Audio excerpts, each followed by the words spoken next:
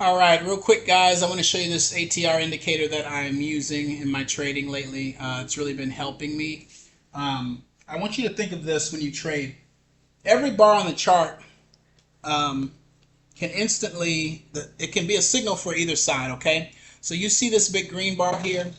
It's highly probable that we're going to see higher prices because this is a bullish bar. It closed above the midpoint. It's got a tail, but the body's bigger. So I'm thinking, okay, long, but I don't know what's going to happen on the top of this bar. Okay, so I need some information if I want to trade this. I need to know how big can I trade right now based on the state of the market, and the state of the market is how fast it's moving. Think of it like a here in the U.S. we have interstates. You know, you can go 60, 70, 80 miles on them, but then you have to get on ramps to get back on the regular roads where you can only go 25 to 40 miles an hour, right? So if you're cruising along the highway, okay, you're cruising along the highway and you want to get off of the highway, all right, to get on the regular road. This is the regular road up here.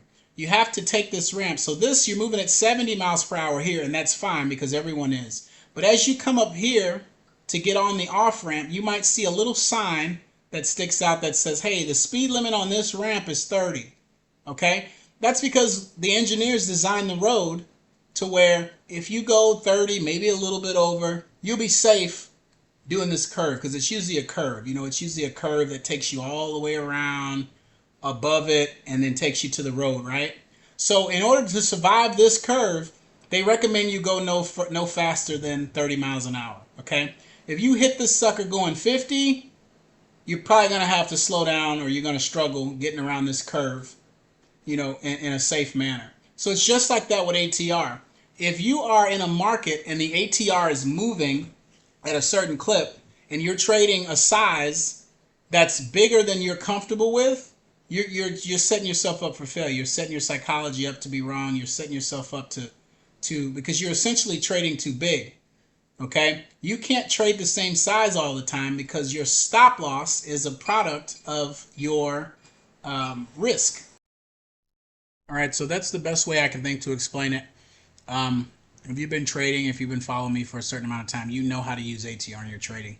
I'll just give you a couple of ways that I'm using this indicator though. So let's click on it so you can see the inner working. So I use an ATR period of 4. I like 4 because it changes quicker than the 14. I want to see recent volatility. So if you're giving me all of these bars here and I'm trading a certain number, when I start to see bigger bars, I'm going to need to trade smaller because the ranges are bigger. So I want that change to be reflected more quickly. So I use 4 instead of 14. I want to know what the last 4 bars are doing.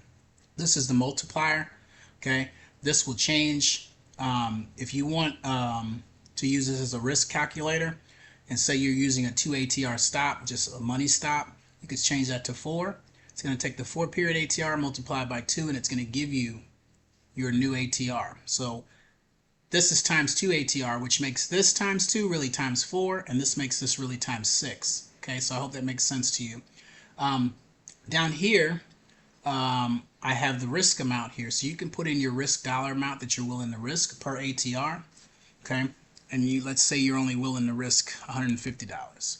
You see how these numbers change. If you didn't see that, go back, rewind it. These numbers change to reflect. This is saying if you currently, the ATR of the market, the 4 period ATR is 60. If you want to trade this 60 and only lose 150, you can only trade 1.24 contracts. How does it know how many contracts? By the points here.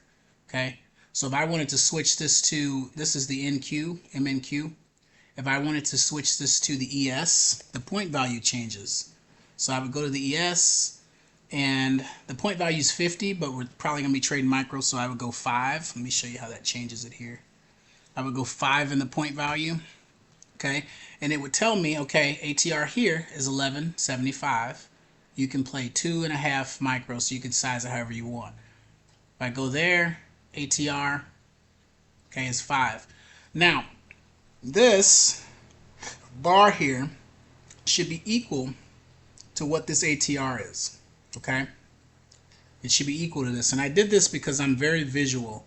So if I look at a bar like this, okay, and then I know that this is what most of the bars are moving, and most of the bars are green. If I see a red bar and it can't move as much as this, that's telling me something, okay?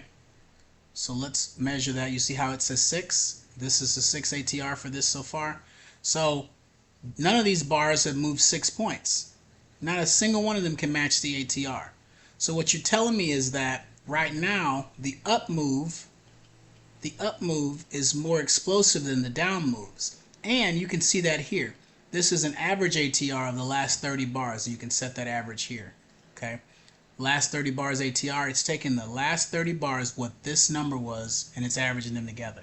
So I can look at this real quick and say, okay, bam, from here to here, the average is 375.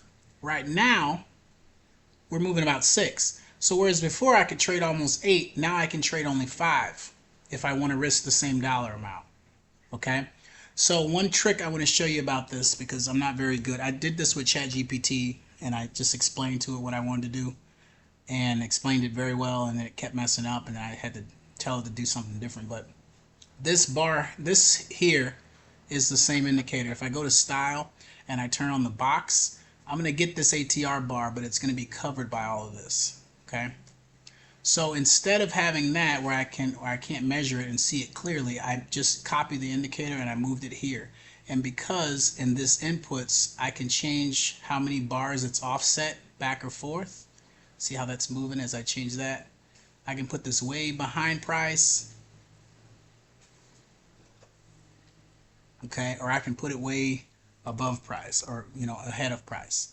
And so what I did was I just turned this, set them to the same, and I just turned off the panel. I just turned off the print. Okay? So that they can be side by side and I can see them. So that would be how it would look. And I could do that and scoot it further away and then turn on the Style, and it would probably look a little better. But I don't need both of them. I just need one. I want to see the bar. I want to see what does an average bar on this chart look like right now. And then I want my data to the side.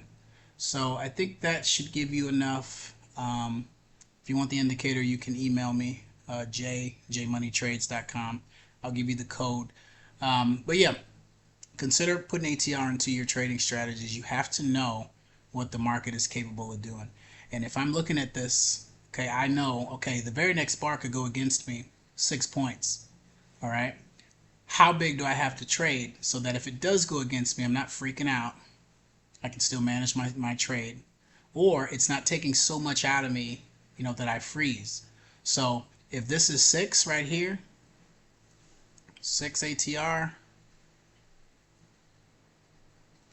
and I'm seeing bars like this, okay, and I want to use, say, double the ATR. Let's say I'm going to use 2 times the ATR, which is 12.